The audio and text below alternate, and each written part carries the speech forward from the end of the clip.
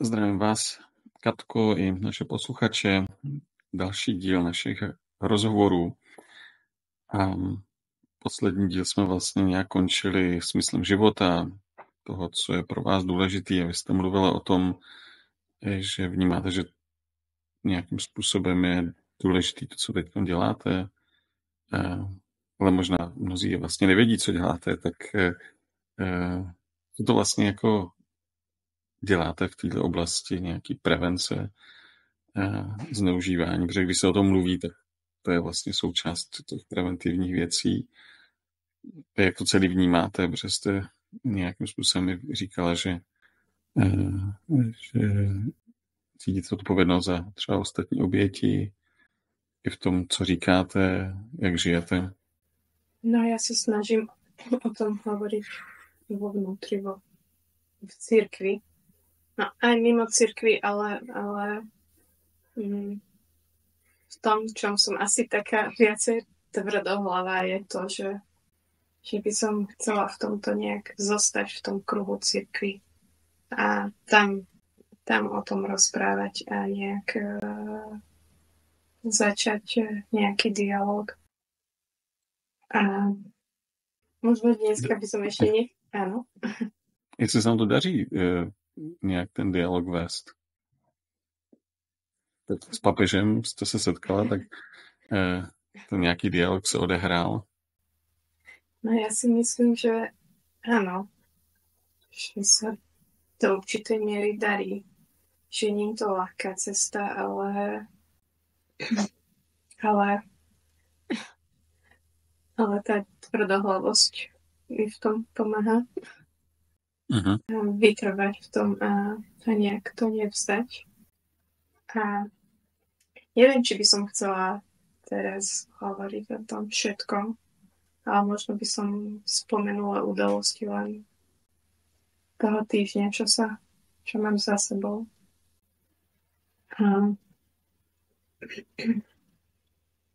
No, už sme spomínali, že keď sme sa rozprávali o tom, že ako sa mi chodí do kostola, že je to veľmi ťažké a málokrát sa mi podarí ísť do kostola a zostať tam prítomná. No ale teraz pred týždňom nejakým spôsobom som sa tam dostala. No, nebolo to ľahké, ale zostala som do konca. A na konci v oznamoch som počula, že vlastne tu na našom meste bude nejaké stretnutie kňazov a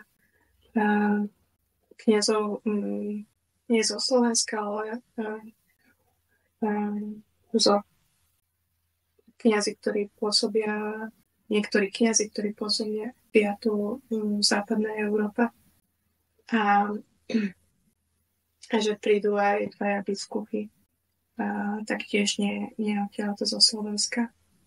A neviem, nejak moja hlava si to tak zafixovala. A išla som domov a celý čas mi tam išlo v hlave, že no vlastne kňaz tam v oznamoch povedal aj mená tých biskupov a ten jeden obaja mi boli známi, ale vedela som, že ten jeden z tých biskupov je taký duchom mladší a že dosť chodí aj na nejaké také mládežnícke stretnutia a že mladí majú radi to, ako on vystupuje a jeho kázne. A vedela som, že aj ja som počula už od neho nejakú kázeň a že som s tým bola taká spokojná. Nejak mi to nedalo pokoja a stále mi to išlo v hlave, že proste zrazu som sa objavila na omši a zrazu tam oznie takáto informácia a vo mne to strašne silne rezonuje a tým, že veď keď sem prídu, tak je tu príležitosť stretnúť sa s ním, s tým biskupom. A som sa s tým doma trápila dosť dlho. A potom takéto situácie už mám zažité, že proste niečo v mojej hlave sa zrodí. Takáto nejaká, keď sa na to pozriem z môjho uhla pohľadu, tak to je extrémna myšlienka. O Bože, veď ťažko sa mi ide aj do kostola, tak to ja chcem od biskupa sa s ním stretnúť. Ale že takéto myšlienky mi prídu na občas.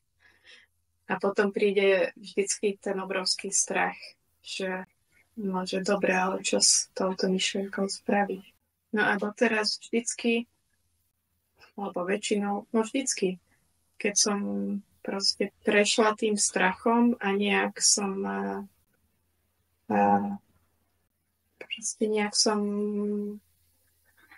zabojovala s tým strachom a išla som za tou myšlienkou tou prvotnou, tak to prinieslo niečo dobré. A vlastne aj tuto som sa ozvala po dlhých hodinách strachu a rôznych myšlienok, tak som napísala nášmu dekanovi, že toto mám v hlave, že by som sa rada možno stretla s tým biskupom. Odoslala som tu SMS-ku, tak som tu umierala doma, že čo som si to dovolila a že čo si on bude myslieť. A už som tu mala rôzne scenáre, že čo si on myslí.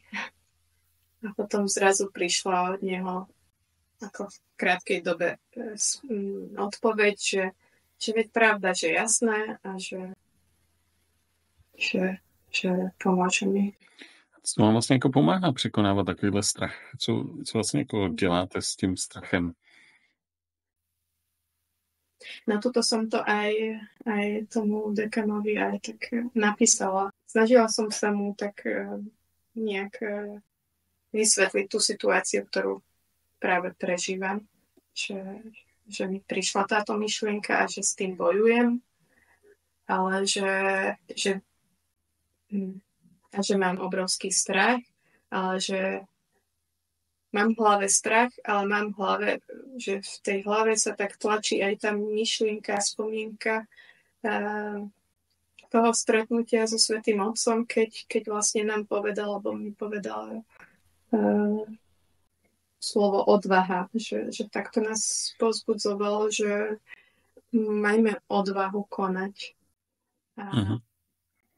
Tak vlastne som si povedala, že dobre, tak keď Svätý Otec povedal, nech mám odvahu konať, tak skúsim a uvidím, že je oveľa ťažšie je zostať s tým strachom a nekonať, že potom to prináša oveľa horšie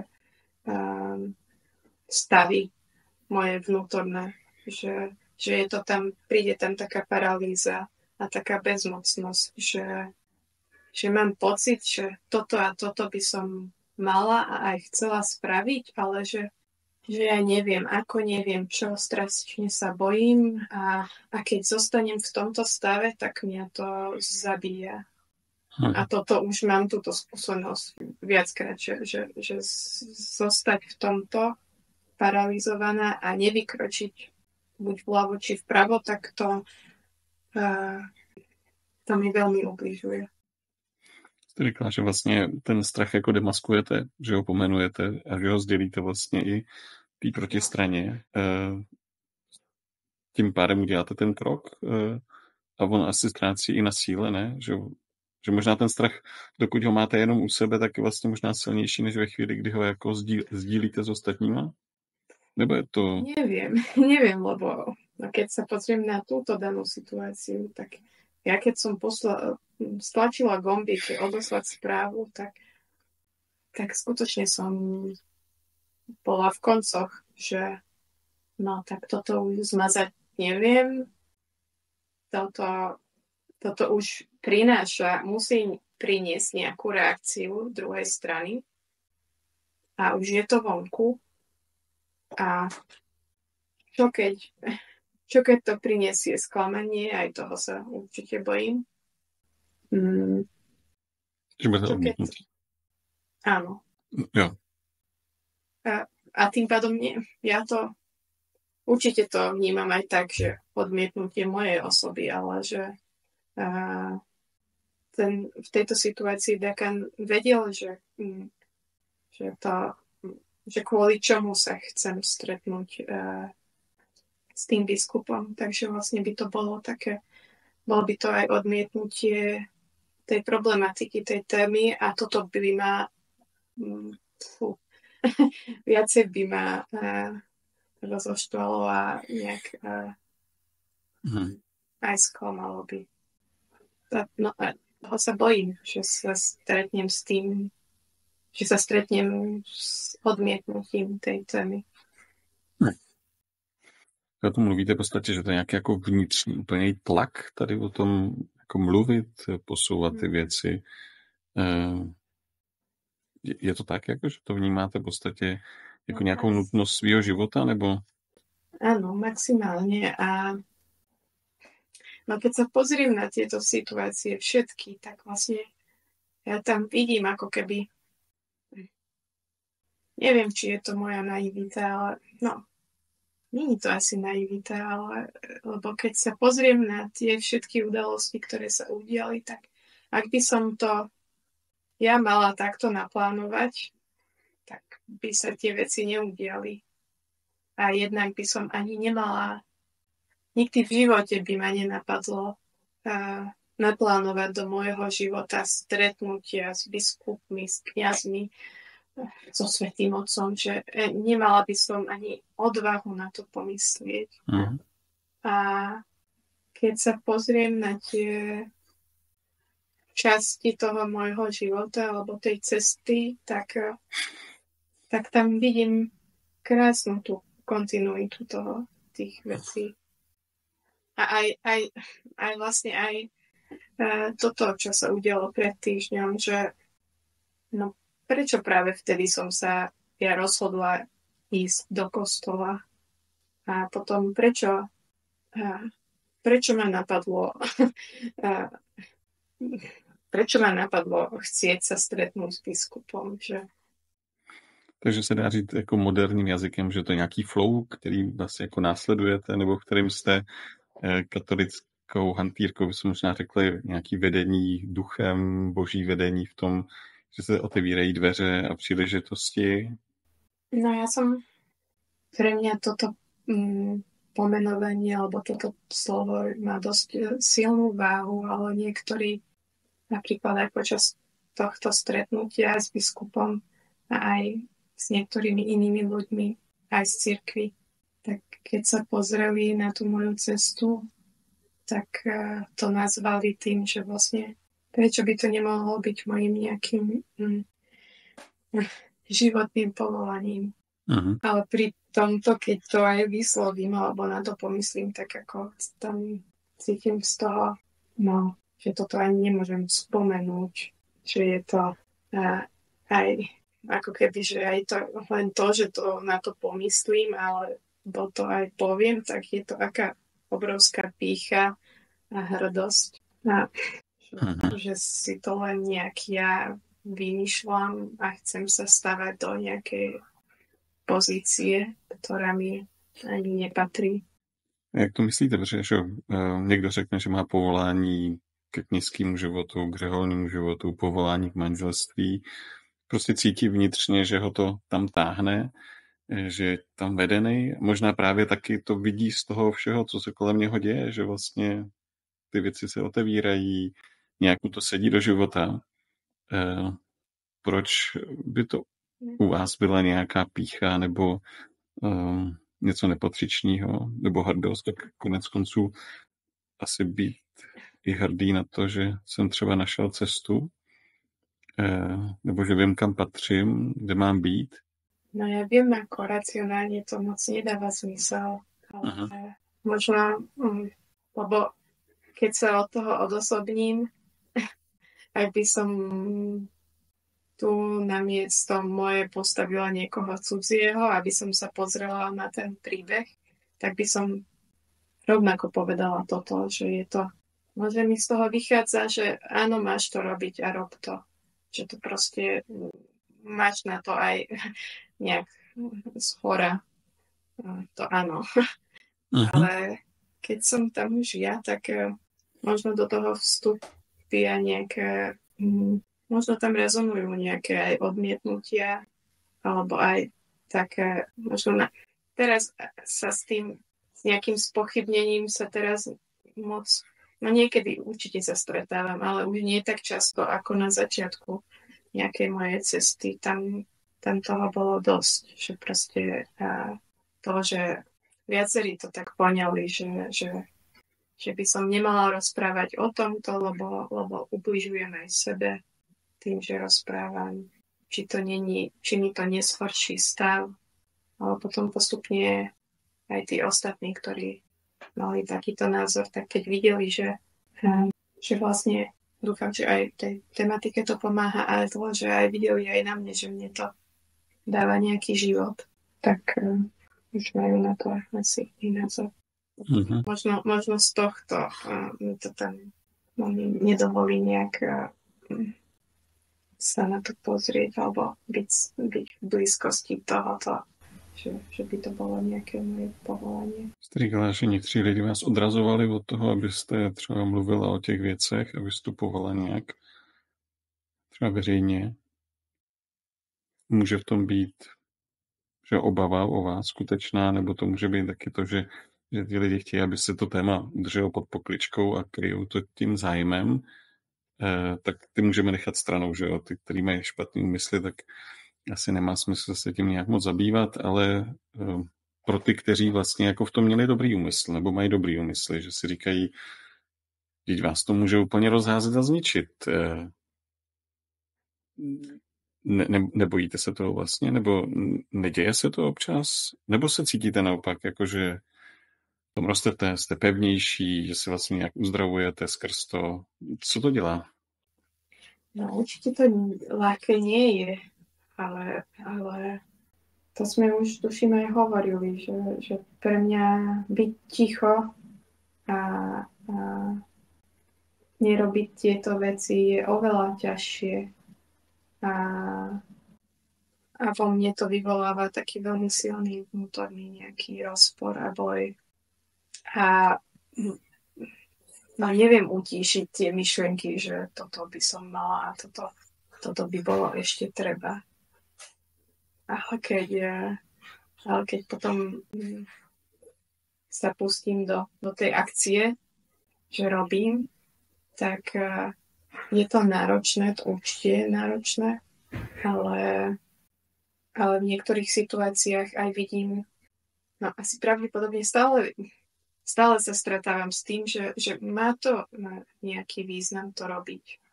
Lebo aj keď sa, čo ja viem, napríklad sa stretnem s nejakým biskupom, ktorý má riadne iný názor ako ja na túto tému, ale rozprávame sa, tak to si myslím, že to má zmysel a že to stretnutie sa malo uskutočniť, že to není niečo, že no tak na čo bolo toto stretnutie. Určite mne to neprinesie nejakú takú radosť, že super, že stretla som biskupa, ktorý v tejto téme je doma, že vie, ako komunikovať. To mi neprinesie, áno, v tom je to ťažké, ale mám tam takú, no, proste keď v tej komunikácii nezostanem ticho a keď dávam mu nejaké spätné väzby, že dobre, ale tak toto, čo ste povedali, tak o týchto veciach si ja myslím toto a toto. Keď tam nastane táto komunikácia, tak si myslím, že to má zmysel, takéto stretnutie, že to možno v tej chvíli nezmení nejaký postoj toho človeka, ale už to počul a možno niekedy niečo si z toho zoberie. Uh-huh. Furt ale přemýšlím, že ty setkání můžou být jako hodně náročný. jestli vás to jako nerozhazuje, jestli vlastně vám potom není ještě hůř, než bylo předtím, anebo jestli se to jako mění nějak, že jste jako pevnější, že vlastně jako zvládáte ty věci jako vlastně líp a líp, jestli to není třeba tak, že potřebujete po každém setkání jako, já nevím, hodiny terapie, musíte si vzít víc léků a vlastně je to pořád stejný, akorát jako jdete pořád hlavou proti zdi. No, určite v tom vidím nejaké zmeny. Že tie prvé stretnutia boli pre mňa ešte oveľa náročnejšie ako tie stretnutia teraz. Že proste keď niečo robíte už viackrát, tak no, stále to každé jedno stretnutie je proste jedinečné a na to svoje. Ale už mám tú skúsenosť, že áno, tie predošlé som prežila, možno to mali aj nejaký zmysel, priniesli to aj mne niečo. A si myslím, že už to ide lepšie. Že stále to je náročné, ale už sa do určitej miery viem postaviť aj za seba. A nerozhodí ma úplne tak, keď sa stretnem s nejakým nepochopením ako na začiatku. Teraz si to už viem nejak vysvetliť a viem sa s tým nejak vysporiadať. A povedať si to, že dobre, tak on má takýto pohľad, ale teraz má možnosť počuť môj pohľad a to už, že čo si ten daný človek z toho zoberie, nad tým už ja nemám kontrolu a moc, ale kontrolu a moc mám nad tým, čo ja poviem vtedy. Keď som to spravila, tak som s tým v poriadku. Přemýšlím nad tím, jestli říkáte, že vlastně vy si tu moc vlastně jako získáváte zpátky, že vlastně jako díky těm setkáním vlastně jí máte zpátky a říkám si, jestli někdy jako přílišná ochrana třeba té oběti vlastně není kontraproduktivní, že nevím vlastně, kde najít tu míru. Já si třeba říkám, že je dobrý jako vlastně říct všechny rizika, které mě napadají třeba tomu člověku, ale vlastně ho nechat, skoro bych řekl, ať si třeba i natluče nos, prostě protože nakonec chodit se děti učí tak, že padají taky a některé věci prostě člověk jako nemůže udělat jináč, než že se to třeba vyzkouší a vlastně nějakým způsobem v tom roste. Nevím, jestli to je takhle, jestli byste řekla, jo, ve vašem případě třeba tohle funguje, protože určitě jsou vlastně lidi, jako, kteří to mají trochu jináč, ale... Podľa mňa je to zložitá otázka, lebo určite je dobré, aspoň v mojom prípade, je dobré, keď tam v niektorých situáciách, keď niekto okolo mňa povie, že no ale tak možno stretnúť sa s 2 biskupmi a neviem čo ešte za týždeň, možno je už veľa. Alebo že daj si, trochu si oddychni od toho.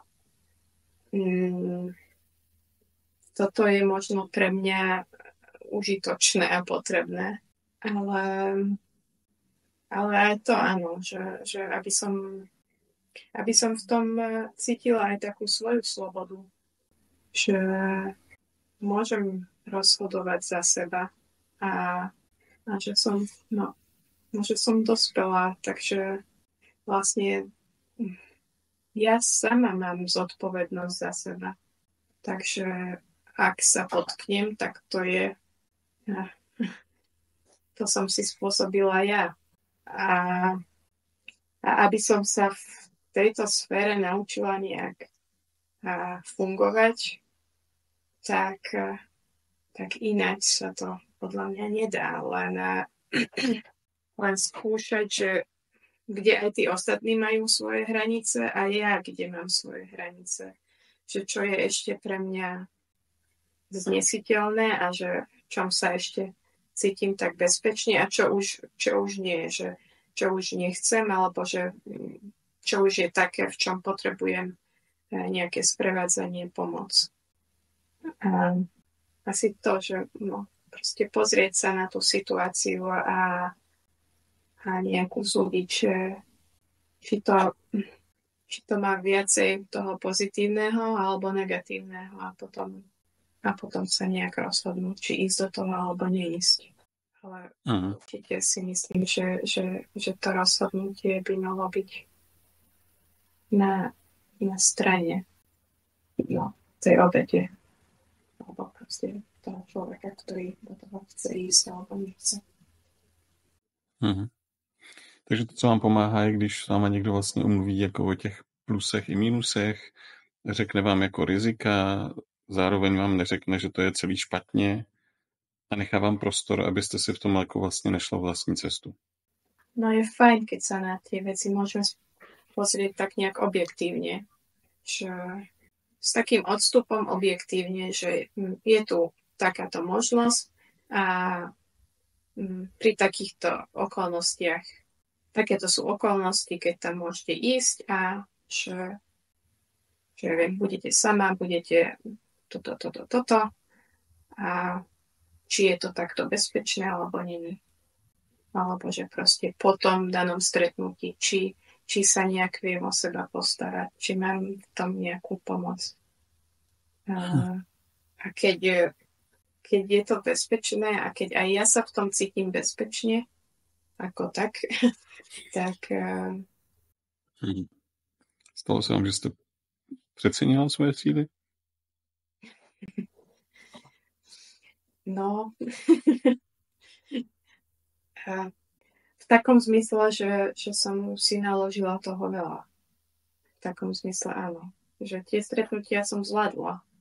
Ale potom ja v tých situáciách, keď treba robiť, tak ja idem. A potom, keď príde ten pokoj, že už také ticho, tak v tom tichu si asi uvedomujem, že čo všetko sa udialo. A vie ma to aj tak vydesiť, že toto je moc, toto je veľa a toto sú veľké veci, že tak ako to ja unesiem. A vtedy, kým robím tie veci, tak moje telo sa sústreďuje na ten výkon. A potom, keď je po výkone, tak sa už ozve, že nedávala si mi to, čo potrebujem, že spánok, jedlo, oddych, pokoj a potom občas sa takto ozýva.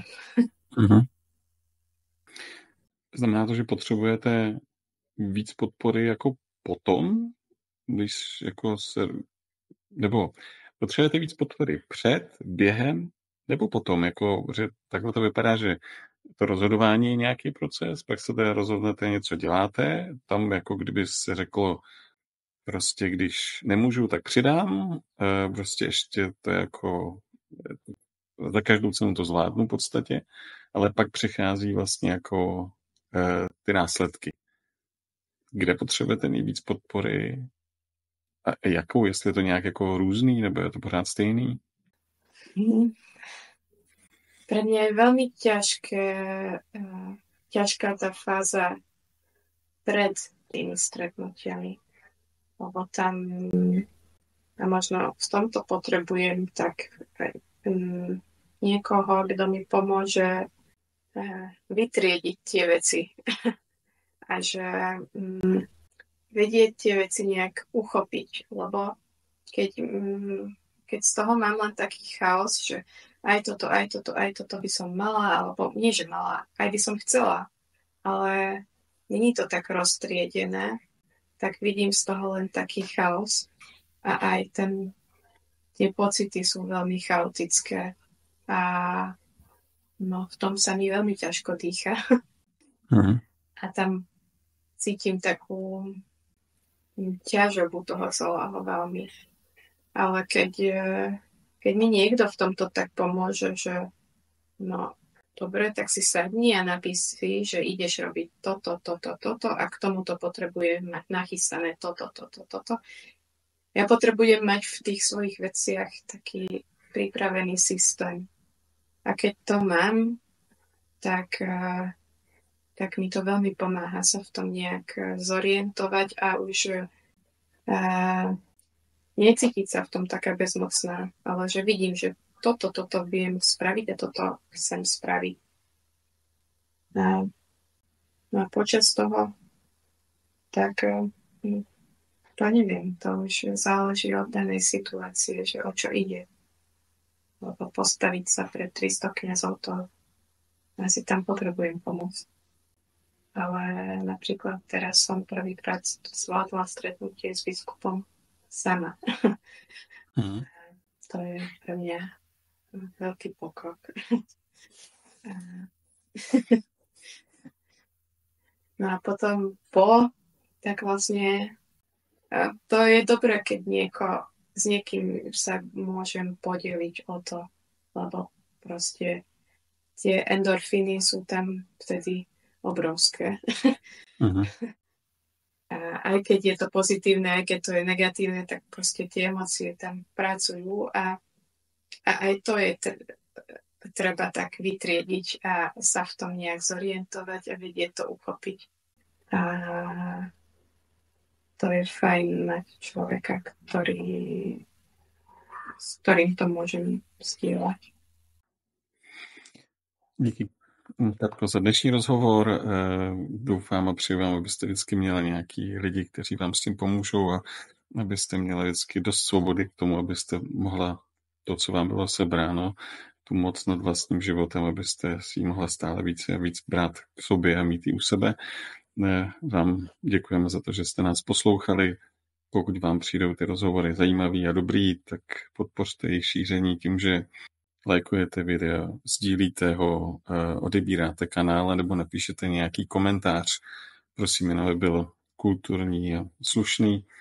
No a budeme se těšit s Katkou při dalším rozhovoru a budeme tou cestou, kterou je Katka vedená, s tím, že oba dva nějak asi to vnímáme, takže to je cesta, kterou je třeba jít, protože nás tím asi Bůh vede, když se ty věci takhle dějí.